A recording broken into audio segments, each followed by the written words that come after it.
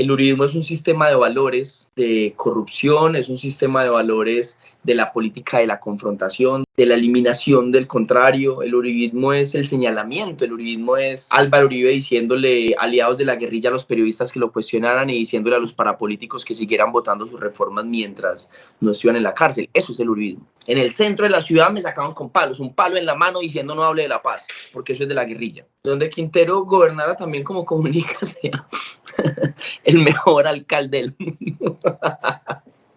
Porque Quintero se dedicó desde que es alcalde, Quintero es precandidato presidencial y eso es una estafa a la ciudadanía. Es que ver a Bolívar y a Quintero diciendo la culpa es suya, como marica Bolívar, asuma la responsabilidad de lo que se hizo bien y lo que se hizo mal en la campaña en Bogotá. Entonces Medellín vio una situación de desigualdad asqueante, parce, asqueante. Es que estuvimos hace poquito en el barrio La Honda de Manrique, Comuna 3, y había 1000 familias de todo el barrio La Honda sin agua potable. 1000 familias, hijo de puta, 1000 familias en Medellín, en un solo barrio, en una sola montaña, en un solo pedazo de montaña, 1000 familias sin agua. Y el fajardismo decía, es que tenemos que recuperar a Medellín. ¿Recuperar para quién? Para ustedes. Pero, güey, puta, es que Medellín se construyó con base al desplazamiento forzado. Cada vez que llueve en esta ciudad, a mí me llegan reportes, mensajes de gente a la que se le vino la casa encima.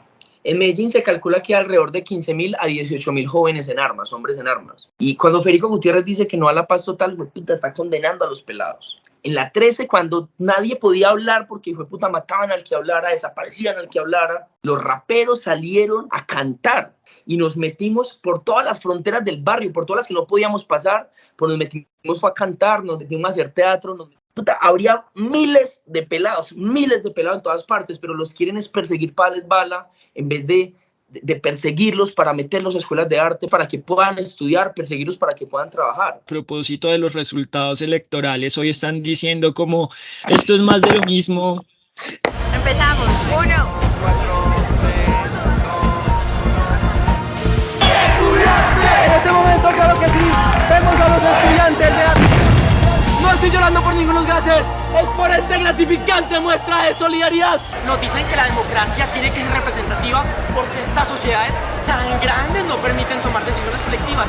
Delegue su voz y para el derecho, delegue su dignidad y delegue su esperanza. Que nosotros, la clase política, vamos a tomar todas las decisiones importantes. ¡Mentira! La mejor política de seguridad es llenar las comunas populares de la ciudad de universidades, de oportunidad económica a partir de energías limpias, de una nueva forma de ver la industria, la agricultura y los servicios que es posible hoy en Colombia, en la Colombia humana. En la Colombia humana. Gracias. Un besito. Un besito. ¡Ah! Se me fue. Patria, honor, lealtad, ajúa. Esto, el compañero está rememorando el gol de ayer de James, aunque James sí le pegó. Honor, ajúa. Y él no le pegó. Lealtad, patria, ¿De qué me hablas, Diego? ajúa. ¡Estudien, vagos! ¡Venceremos aquí noticias! ¡Venceremos! ¿Qué familias y qué apellidos controlan el poder en Colombia? Ajúa. ¡Jueguenla, jueguenla, jueguenla! ¡Jueguenla, jueguenla! Por supuesto, porque así fue el gol de James ayer. ¿Cómo se pasa de hacer comunicación alternativa a decidir lanzarse al Consejo de Medellín? Fíjate que a mí finalmente me llega la pregunta, me roba la pregunta de cómo aportar para que estas injusticias dejen de cometerse de determinada manera. Y de hecho por eso empecé a hacer periodismo popular, porque yo simplemente salía antes a las movilizaciones a hacer teatro. A mí me gusta mucho el teatro, salía a las marchas a hacer teatro y me preguntaba mucho cómo lograr llegarle a más personas. Fíjate que yo empecé a hacer Aquino porque yo salía a las marchas y yo me colocaba una tarea. A mí me molestaba que las marchas la gente solo se comunicara entre ellos, fuera una cosa como muy endogámica ahí. Y yo me colocaba la tarea, hoy voy a hablar con 10 personas distintas. Yo me colocaba esa tarea y yo iba por la marcha alrededor hablando con personas distintas a la movilización a explicarles las razones. Y luego me decía, hoy voy a hablar con 20, voy a hablar con 30. Y llegó una marcha que no era capaz de hablar con la gente que me había propuesto, que decía como iba a hablar con 100 o 150 y no me daba la marcha, no me daba el tiempo. Entonces dije como no, lo que tengo que hacer es empezar a grabar lo que estoy haciendo, las conversaciones que estoy teniendo, porque son conversaciones muy bonitas en la calle, para llegarle a más personas. Y así fue que empecé a hacer Aquí Noticias. pero finalmente la pregunta era en la calle como venga, es que aquí estamos denunciando un montón de injusticias, ¿qué puedo hacer yo un poquito más para que estas injusticias no se cometan? Y finalmente eso me lleva a la pregunta de una posible participación institucional desde el lema de las calles a las instituciones sin abandonar las calles, porque yo lo que no quiero es dar a entender que no, es que uno ya se lanza entonces a un cargo de elección popular y ya se soluciona el problema, o ya no hay necesidad de la movilización. Eso es mentira. Sin movilización social no hay transformación.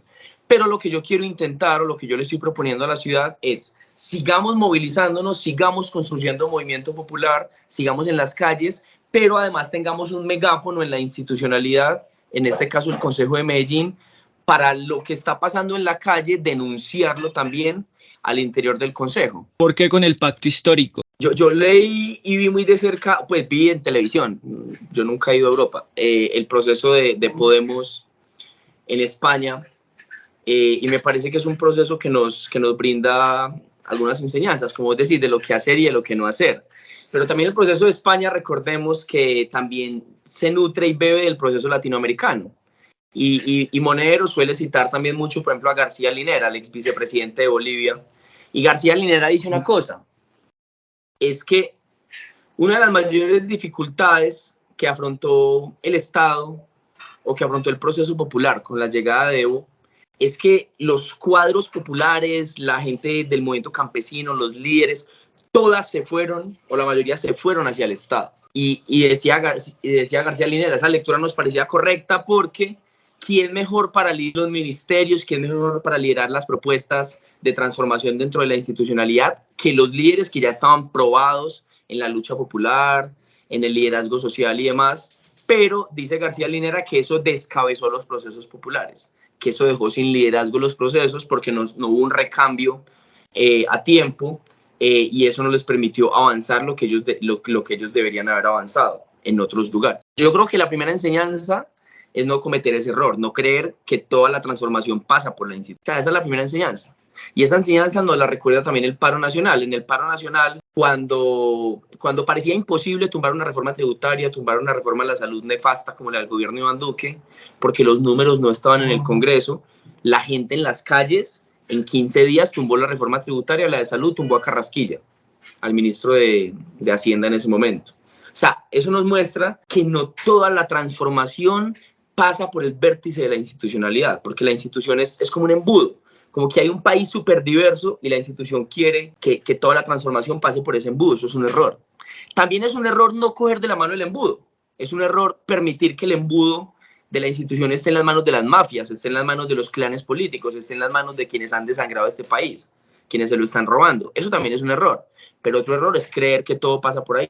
Monedero dice también que uno de los problemas que cursaron los procesos del cambio en Latinoamérica y en Europa fue la inercia del Estado. ¿Qué es la inercia del Estado? Que hay una serie de instituciones, de formas de gobierno y demás que usted puede ganar el gobierno, pero que siguen en manos de la derecha, en manos de las élites. Monedero menciona 4, pueden haber incluso más. Monedero menciona la ideología militar, que en Colombia la vemos con la ideología del enemigo interno, que usted ve los reservistas diciendo que Petro es un guerrillero, que no lo van a obedecer, que nadie lo tiene que obedecer, llamando a golpes de Estado.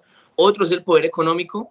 Usted puede ganar un gobierno, pero el poder económico sigue en manos de quienes se han beneficiado de todos los gobiernos de la derecha.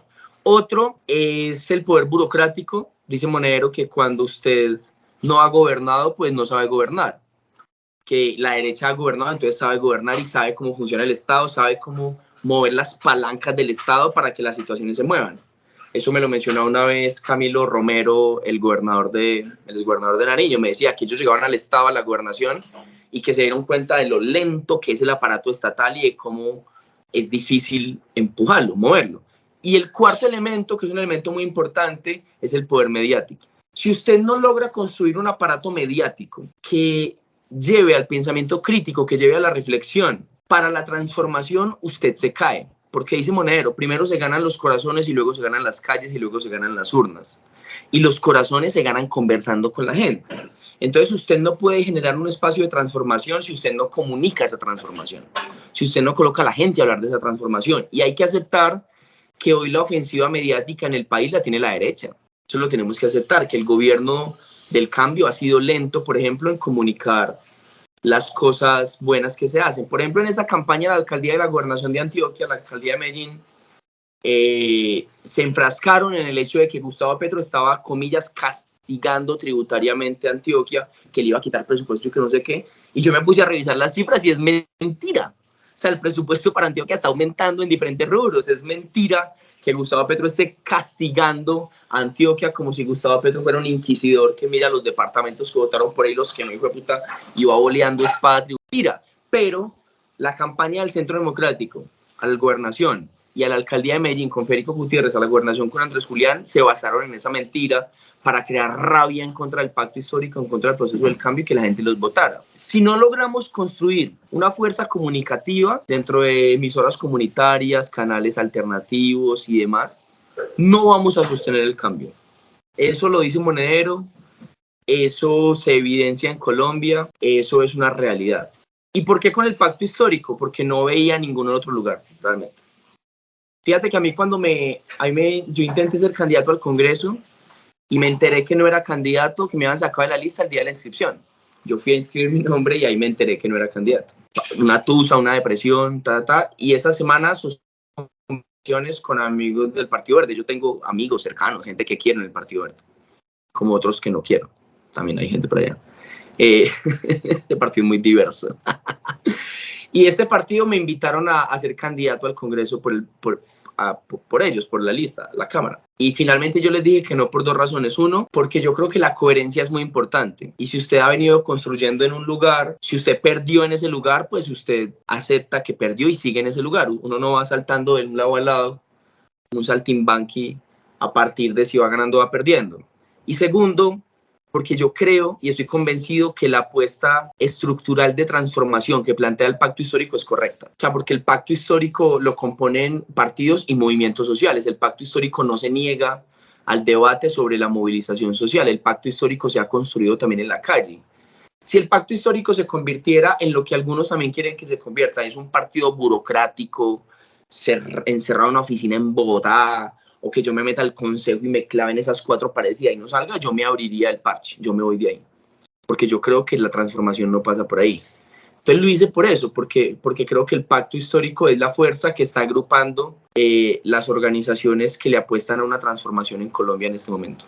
A diferencia de lo que ocurrió, por ejemplo, en Bogotá o en otras regiones, en Medellín sí se hizo una consulta para organizar la lista. ¿Cómo fue ese proceso? Porque en Medellín sí se pudo, lo que no se pudo, por ejemplo, en Bogotá o en otras ciudades. Pero primero aclarar que la consulta fue una consulta interna de la Colombia Humana, fue la consulta de la Colombia Humana, pero también fue importante que se diera esa consulta. Porque en esa consulta se presentaron 23 candidaturas al Consejo. De esas 23 candidaturas yo saqué el 58% de los votos, o sea, saqué más de la mitad de los votos frente a otras, y eso me dio una legitimidad al interior, primero de la Colombia Humana, pero luego logramos un acuerdo político en el cual de 13 fuerzas que componían el pacto histórico, 9 fuerzas que también hicieron su proceso interno democrático, o sea, que ninguna fuerza escogió candidato a dedo, 9 fuerzas me proponen a mí ser cabeza de lista, entre partidos y movimientos sociales, y entre todas esas fuerzas logramos construir una lista de consenso que apenas tuvo como una modificación en la revisión en Bogotá, que permitió que saliéramos los partidos y las fuerzas a hacer campaña juntos. Y algunas fuerzas incluso se retiraron, fuerzas que votaron por la lista cerradas y demás, luego porque lo que preguntamos fue que cada partido pueda presentar un orden de lista. Y esas 9 fuerzas presentamos ese orden de lista. Y otros partidos que no ganaron esa consulta, pues se retiraron a otros espacios políticos, como yo te digo, como saltimbanquis. En Bogotá creo que se presentó una situación medio compleja, y es que ni siquiera hubo consulta de la Colombia Humana, no hubo consulta de ningún espacio político, y la lista entiendo que se armó también respetando a los concejales electos, como de otras maneras. Yo no voy a decirle a Bogotá cómo debió haber hecho el asunto, yo no estoy aquí diciendo de una u otra manera. Pero si uno no construye aparatos democráticos, no puede construir democracia. O sea, no se construye democracia con aparatos antidemocráticos. Y, por ejemplo, aquí las listas al Congreso del Pacto también se armaron desde Bogotá. y yo lo he dicho y lo he denunciado innumerable cantidad de veces, se armaron de manera antidemocrática. Y ahí me sacaron de la lista y a los 15 días estaba en la calle, después de una reflexión muy dura con mis compañeros y mis amigos, que lo importante no era la curul para mí, sino que Petro tuviera gobernabilidad, que Petro fuera presidente y tuviera gobernabilidad. Y a partir de ahí salí a las calles a hacer campaña con algunas tristezas, te lo confieso, pero también muy convencido de que era por ahí o no era por ninguna parte. Y yo creo que una de las principales falencias del pacto, te lo confieso, es que el pacto, ahorita hay un montón de personerías jurídicas, antes habían menos, la registraduría empezó a repartir personerías como papitas, que hace que cada jefe de cada partido llegue a la reunión del pacto creyéndose el dueño de todo el proceso, a decir, vea, es que el mío es este porque lo dijo mi partido y yo tengo el lapicero. Y yo creo que eso es profundamente antidemocrático. Yo creo que solo se puede, el pacto solo sobrevivirá y solo se convertirá en la fuerza transformadora que puede llegar a ser, porque el pacto, te lo digo, no ha tocado su techo electoral. El pacto puede crecer mucho más, tanto en Congreso, en Presidencia, en consejos. Lo sé porque lo he visto en la calle. El pacto puede crecer mucho más porque la gente cree en los postulados del pacto. Si usted se pone a hablar con gente de diferentes partidos sobre si le parece justa la distribución de la renta en Colombia, sobre si le parece justo la desigualdad, la falta de derechos, todo el mundo, o la mayoría de las personas, te va a decir que no. O sea, si vos colocas los postulados del pacto en diálogo con la sociedad, la gente le cree a los postulados del pacto. Pero tenemos que superar esa guerra de pequeñas casas donde cada quien quiere colocar su nombre de primero para ver la derrota en primera fila. Necesitamos es construir formas políticas y democráticas que permitan ganar, aunque ganar signifique aceptar cuando uno pierde. Lo que te digo, en la lista del Congreso, yo perdí, yo di la pelea, pero me preguntaban, es que quién es su padrino, y yo qué vas a saber, no sé ni quién es mi padrino de bautizo, yo no tengo padrinos, porque eso se armó a partir de ahí de ver quién eran los ungidos. Yo perdí, pero las tesis que yo defendía estaban en el pacto histórico. Entonces salí a las calles a hacer campaña por el pacto histórico, no me fui por otro partido. Pero el pacto histórico tiene que hacer una profunda reflexión sobre su falta de democracia interna, que eso lo ha dicho Carrillo en Bogotá innumerable cantidad de veces. ¿Qué decirle a las personas que, por ejemplo, dentro del mismo pacto y a propósito de los resultados electorales, hoy están diciendo como esto es más de lo mismo? Esa gente que está diciendo esto es más de lo mismo, esto está lleno también de politiqueros, eso son las mismas prácticas de antes. ¿Qué decirle a esa gente? Venimos caminando desde una forma política dominada por las fuerzas del establecimiento que nos dice que la política se hace de una determinada manera. Y yo creo que hay gente que ha llegado al pacto y ha vivido en esa forma política. Eso se da con los liderazgos comunitarios. Fíjate que a mí una vez me tocó un líder en Medellín que estamos haciendo campaña para Gustavo Petro, eso era la campaña de Petro, el año pasado, que me decía, no, joven, es que usted lo que me tiene que hacer es darme 15 millones de pesos y me organiza la fiesta el Día del Padre y yo le tengo votos. Así me lo dijo, textual, me lo dijo en una reunión. Y yo le dije, como no, téngase, de pronto usted no entiende de lo que estamos hablando. Yo puedo ayudar, si usted quiere, vamos al barrio, miremos qué se necesita. Yo soy abogado, yo hago asesoría jurídica a muchísimas personas de entidad de derechos de petición, tutelas, para arreglar las vías, para temas de salud, para que el Estado funcione, No, eso es muy bueno, pero eso no sirve, me dijo. Lo que necesitamos es 15 millones para que usted me organice la fiesta del padre, ni siquiera tiene que ir usted, deme la plata y yo le organizo eso y le tengo votos, me dijo así. Yo le dije, no, estamos en otra conversación, un gusto haberte conocido, esta fue la primera y la última vez que hablamos, pero como ese señor, hay infinidad de personas que las maquinarias políticas las han acostumbrado a que la política se hace de esa manera, de manera chueca, de manera tramposa, de manera corrupta, ilegal. Por eso el pacto histórico no puede renunciar a contactar líderes comunitarios, porque de 10 líderes que te salen así con esa idea, acostumbrados a la vieja política, hay 2 o 3 líderes que te salen y te dicen palas que sea, me la juego. Y hay gente incluso que está hoy con el pacto histórico que hace 2 años estaba con el Centro Democrático, te lo confieso, con los cuales yo he trabajado, que yo me he sentado con ellos y les he dicho, vea, aquí no hay plata, aquí lo que hay es búsqueda de garantía de derechos. Y me han dicho, me preguntaron una vez, ¿cómo es eso? Yo, ¿cómo es eso? Pues que ustedes en el barrio tienen derecho a alimentación, agua potable, a vivienda digna, y el Estado tiene que servir para que eso funcione, y eso a usted le sirve más. Yo una vez le decía a un líder, eso a usted le sirve más que tener una plata por un mes. A usted le sirve más eso, le sirve más tener garantía de derechos que tener plata por un mes. Y alguna gente te dice que no y otra gente que te dice que sí. El pacto es eso, el pacto es una conversación para avanzar en medio de un país dominado por la vieja política. Pero la conversación hay que tenerla. Uno tiene que conversar con quienes han estado en la vieja política, no para que conserven sus prácticas, no para que dominen el proyecto, pero sí para que se sumen al camino de la transformación desde nuevas prácticas y nuevos proyectos. Porque o si no, entonces, ¿qué hacemos con un país que ha estado históricamente dominado por la derecha?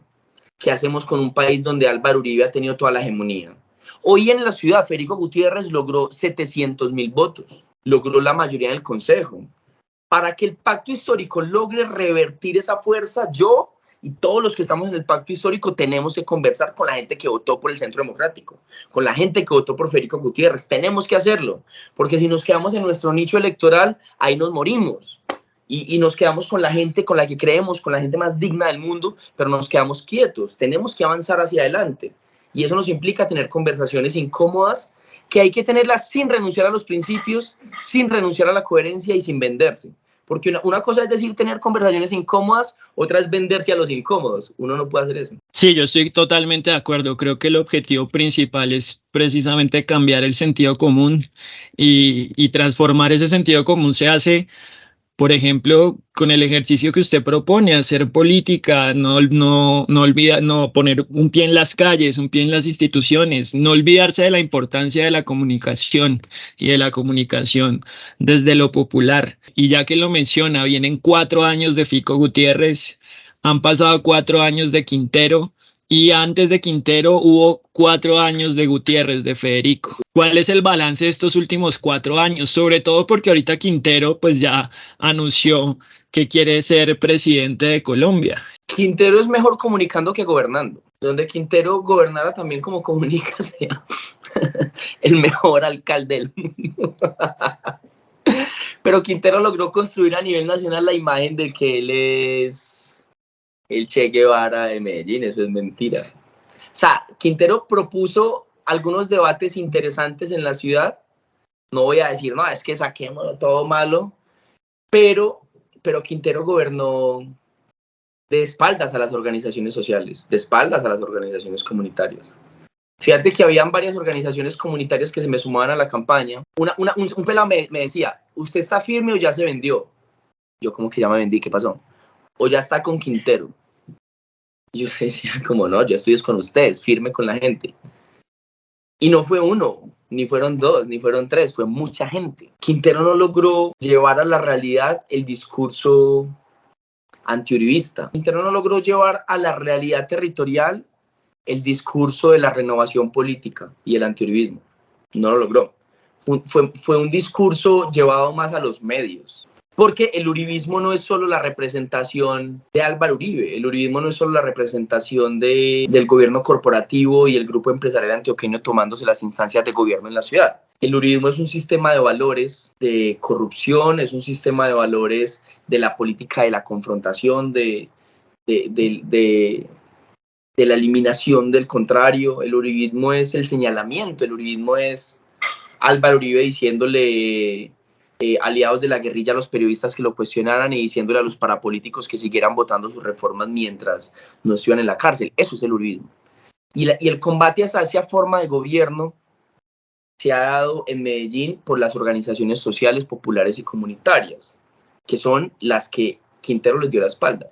Yo creo que el país en el 26 no puede estar en el dilema pues entre Claudia López y Quintero, que es el dilema que se presenta hoy, porque Claudia López entiendo que ya también anunció su candidatura. Pero creo que el análisis general es una administración que no gobernó para los intereses de los sectores populares en Medellín, que rompió el diálogo social con los sectores comunitarios, que la ciudadanía los castigó en las urnas durísimo. O sea, es que la victoria de Federico Gutiérrez en Medellín es a partir de lo que te llama manipulación mediática frente al tema de Petro y Antioquia, pero también es un voto castigo a Quintero. O sea, en Medellín es más grande el antiquinterismo que el antipetrismo, si lo queremos colocar en términos así supremamente fáciles de entender. porque Quintero se dedicó, desde que es alcalde, Quintero es precandidato presidencial, y eso es una estafa a la ciudadanía. Como te digo, se dedicó simplemente a hacer comunicación política, a comunicar, que bueno, hay que comunicar, pero hay que gobernar. Si a vos te eligen para gobernar, pues vos gobernás y luego comunicás. Vos no comunicás para esconder tus falencias como gobernante. Que yo creo que, por ejemplo, Petro se está dedicando mucho a gobernar y poquito a comunicar. Creo que Petro debería irse un poquito, seguir gobernando, hay que gobernar, pero también hay que comunicar. A Quintero le diría, parce, te estás dedicando mucho a comunicar, hay que gobernar. O sea, como que en eso se diferencian. Pero lo que sí creo es que, por ejemplo, Quintero no representa el sentir de los sectores que aspiran a una transformación profunda de la sociedad en Medellín. ¿Cómo carajos él pretende ser presidente? O sea, yo no entiendo esa disonancia cognitiva después de esos resultados a la alcaldía. Ahorita diga que quiere ser presidente a pesar de todo lo que pasó y este balance. Así yo creo que en los procesos del cambio, en el pacto histórico, pero también en Independientes, hace falta autocrítica. Es que ver a Bolívar y a Quintero diciendo la culpa es suya, como marica, Bolívar, asuma la responsabilidad de lo que se hizo bien y lo que se hizo mal en la campaña en Bogotá. Quintero, asuma la responsabilidad de lo que se hizo bien y lo que se hizo mal en la campaña en Medellín y en el gobierno en Medellín.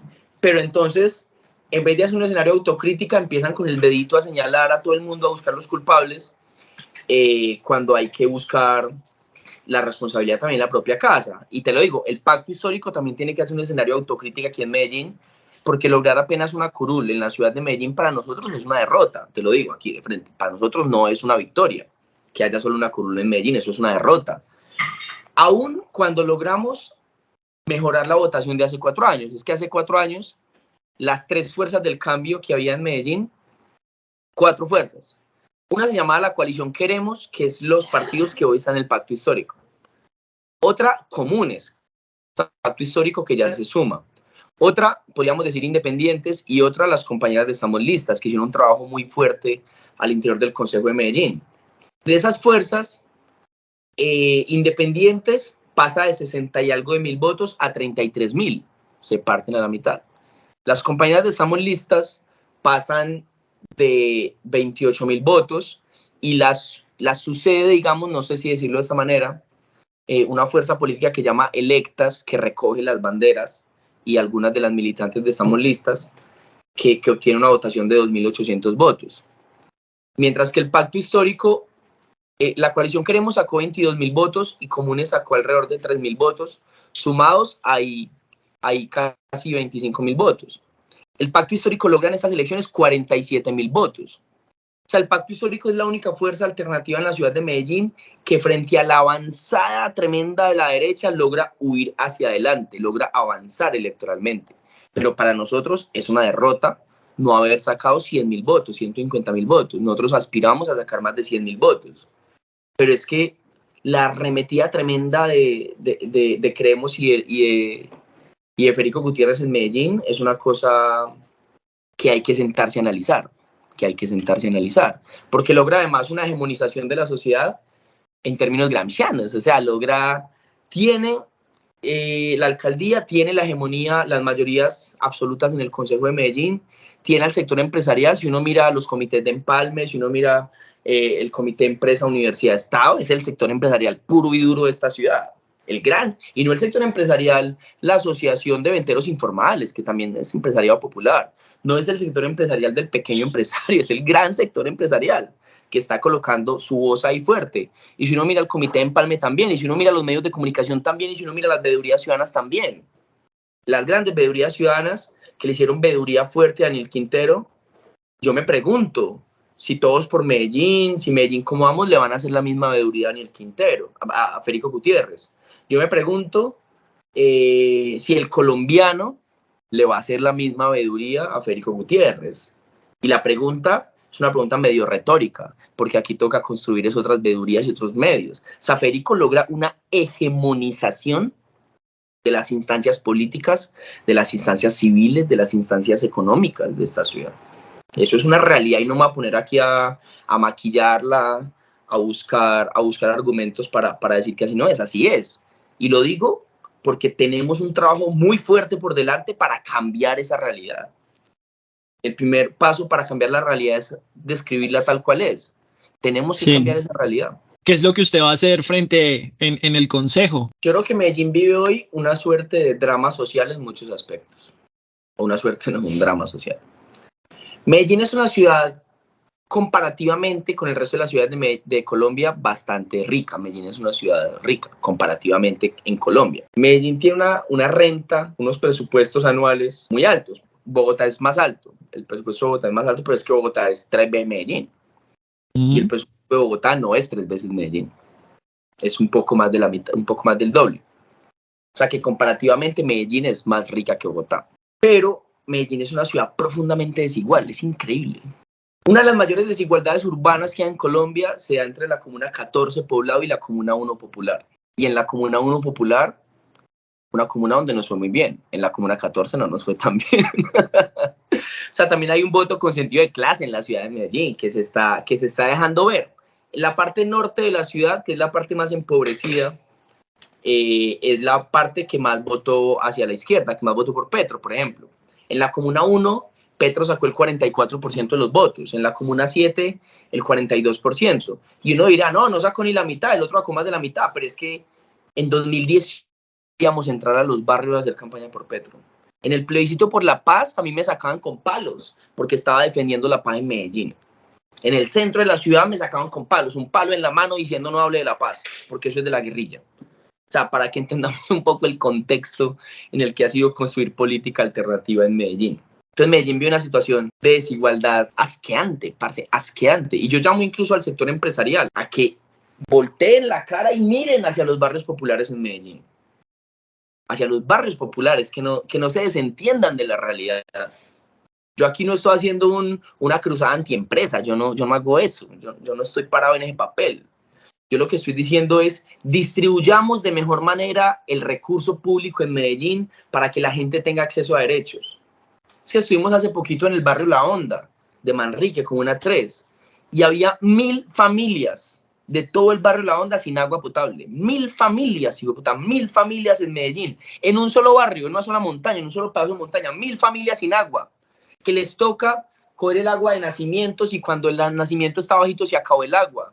Y otro barrio del lado también que también tiene la misma necesidad, se pega el nacimiento y se les va el agua. Y no tiene tratamiento el agua. Hacen filtros populares, improvisados, pero que no tienen los elementos técnicos para asegurarse que no van a tener enfermedades. Y han hecho estudios del agua y esa agua en mucha parte está contaminada. O sea, 1000 familias. Y en Santo Domingo Sabio, en la Comuna 1 Popular, la gente se acuesta sin comer.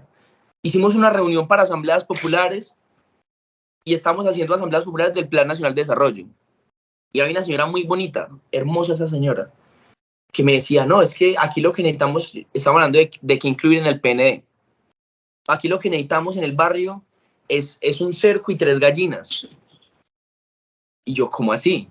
Sí, es que necesitamos 3 gallinas que pongan huevos, nosotros tenemos huerta, 3 gallinas que pongan huevos y un cerco para que las gallinas no se coman la otra parte de la huerta, que las gallinas picotean en todas partes y se comen las semillitas.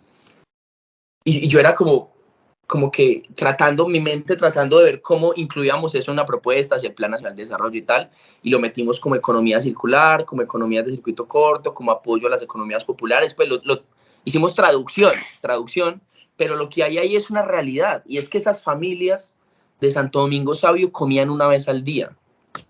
Y comían una vez al día porque tenían huerta comunitaria. Entonces, para ellos, el Estado debe funcionar en un significado de 3 gallinas y una cerca, porque no tienen comida. Y si no tienen comida, menos tienen acceso a Internet. Los campesinos no tienen apoyo, porque Medellín, la mayor parte de Medellín es rural. Medellín no es, la mayor parte de su territorio, su extensión territorial es rural, no urbana, con los 5 corregimientos. Pero las vías de acceso están malas, los campesinos no tienen apoyo técnico, se les quedan los productos a veces sin vender, aún con el esfuerzo incluso de plazas como La Minorista, que compran. Cuando la derecha habla de que en Medellín no hay diálogo social, a mí me da risa, porque obviamente no hay diálogo social, porque están acostumbrados a hablar entre ellos, entre el gran sector empresarial y el gran sector político, obviamente no hay diálogo social. Que en Medellín, dice la derecha, y el fajardismo decía, es que tenemos que recuperar a Medellín. ¿Recuperar para quién? Para ustedes. Si la ciudad nunca le perteneció a su gente, esta ciudad se ha construido de espaldas a la gente, y a la gente la sacan de sus barrios y diciendo que construyeron en lugares de alto riesgo, pero hueputa, es que Medellín se construyó con base al desplazamiento forzado. En los 50, en los 60, 70, Medellín es una ciudad receptora de desplazamiento forzado o desplazamiento por razones económicas, porque Medellín era la ciudad promesa industrial, entonces la gente llega buscando trabajo, pero luego la industrialización se rompe en esta ciudad. Es que Gustavo Petro habla de la reindustrialización de Medellín a partir de las industrias de la información, de la tecnología, y tiene razón, porque Medellín rompió su industria. El neoliberalismo rompió la industria en Medellín. Entonces, la gente está ubicada en las zonas periféricas, en las zonas altas, y claro, con cada aguacero en esta ciudad, cada vez que llueve en esta ciudad, a mí me llegan reportes, mensajes de gente a la que se le vino la casa encima. Pero Medellín también es una ciudad con un potencial berraquísimo, un potencial en varias vías. Uno, en territorio urbano y campesino y rural, eso es un potencial para la propuesta de hambre cero del gobierno nacional, es un potencial tremendo, porque aquí tenemos tierra, aquí tenemos campesinos, tenemos conocimiento técnico, falta, como dice, hay talento, falta apoyo. Aquí tenemos eso. Tenemos un potencial tremendo en la construcción de un nuevo proyecto de ciudad que supere la violencia. Medellín es uno de los 4 municipios priorizados para el tema de la paz total. En Medellín se calcula que hay alrededor de 15.000 a 18.000 jóvenes en armas, hombres en armas, en los cientos de combos delincuenciales que hay en esta ciudad, que muchos de ellos están sentados en la mesa de Itagüí, en la mesa de negociación. A mí me preocupa mucho, por ejemplo, cuando Federico dice que no le apuesta a la paz total, porque está condenando a miles de jóvenes a que su única opción de vida es la pertenencia a un grupo criminal. Tenemos que conversar sobre las situaciones que llevan a que cada generación en Medellín se alza una nueva guerra. Antes era la guerra de Pablo Escobar, la guerra de las milicias, la guerra de los paramilitares, la guerra de los combos. O sea, como que cada generación tiene su guerra, y no es que a los pelados de Medellín les gusten las armas, no es que a la gente de Medellín tenga un fetiche con la violencia. Es que el Estado muchas veces no llega, y lo que llega es el combo. Yo viví mucho tiempo, toda mi vida en Robledo. Y dije, puta, una vez vi al ejército porque estaba haciendo batidas ilegales arriba en la montaña, llevándose a los pelados. Y no teníamos servicios públicos, no teníamos comida, no teníamos agua en la casa, no había trabajo, hijo de puta. Y entonces, en esa situación de vulneración de derechos, llegan los grupos criminales y le ofrecen a los pelados un lugar de pertenencia, una plata. A los pelados en el barrio, en Robledo, les decían que si pertenecían al grupo criminal, a los 2 años les daban una moto. Parce, así reclutaban pelados en Robledo, que a los 2 años les daban una pendeja moto. Y la moto es necesaria. Yo tengo moto, no estoy aquí en una moto, yo tengo moto, manejo moto, y la moto me ahorra tiempo, me ahorra plata, me ahorra de todo. Entonces yo entiendo por qué la necesidad de la moto. Pues que además en los barrios populares, para los jóvenes, la moto es un significado de estatus, de poder salir, de tener cierta independencia. Así reclutan. Ante la ausencia del Estado, de esa manera reclutan. O sea, no es gratuito que en Medellín haya que en Medellín las guerras se reciclen. No es gratuito que en Medellín hayan tantas personas en armas.